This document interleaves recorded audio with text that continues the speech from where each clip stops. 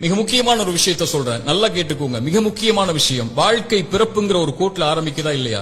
அந்த பிறப்புங்கிற கோட்ல ஆரம்பிச்ச மாதிரியே மறுபடியும் மரணம்ங்கிற அதே கோட்ல வந்து முடியும்.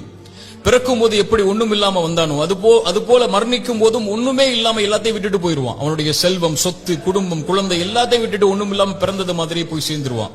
அப்ப எதுக்கு இந்த வாழ்க்கை, எதுக்கு இவ்வளவு பெரிய போராட்டம்னு கேட்கக்கூடியவங்களுக்கு இறை தூதர் இந்த 3 செயல்களை நீங்க உலகத்துல வாழும் போதே விதை போடுங்கன்னு சொன்னாங்க. அது பின்னால நீங்க அறுவடை செய்வீங்க, நீங்க மரணிச்சதற்கு பிறகும் உயிரோட வாழ்வீங்க அதன் காரணமான்னு சொன்னாங்க. அந்த 3 விஷயம் என்ன தெரியுமா? முதல் விஷயம், இறைவன் உங்களுக்கு செல்வம் ஒண்ணு கொடுப்பான், அது பிறருக்கு இந்த உலகத்திலேயே கொடுத்து உதவுங்க. அதன் மூலமாக ஒருவன் பலன் பெற்றிருந்தால், அதன் மூலமாக இன்னொருவன் பலன் பெற்றிருந்தால் அந்த தொடர் நன்மை உங்களுக்கு வந்தடையும் சொன்னாங்க.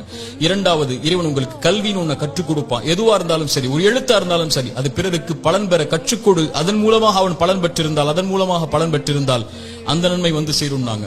மூன்றாவது, இறைவன் உங்களுக்கு குழந்தை ஒன்று கொடுப்பான். கணவன் மனைவி நோக்கமே அதுதான். அந்த குழந்தையை நல்ல முறையில் வளர்த்தெடுத்து அந்த குழந்தை உங்களுக்காக பிரார்த்தனை செய்யும் அளவிற்கு நீங்கள் வளர்த்திருந்தால் அந்த குழந்தை செய்யக்கூடிய பிரார்த்தனைன்னு சொன்னாங்க. அப்படி நல்ல குழந்தைகளை இந்த பூமியில் இருந்து மரணிப்பதற்கு முன்னதாக வளர்த்தெடுப்பதுன்னு சொன்னாங்க. இந்த 3 விஷயத்தை யார் இந்த பூமியில் மரணிப்பதற்கு முன்னதாகவே உலகத்தில் விதை போடுவாரோ அவர் மரணித்ததற்கு பிறகும் அதை அறுவடை செய்து கொண்டு இந்த உலகத்தில் உயிர் வாழ்ந்து கொண்டே இருப்பார், இந்த உலகம் அழியும் வரைன்னு சொன்னாங்க.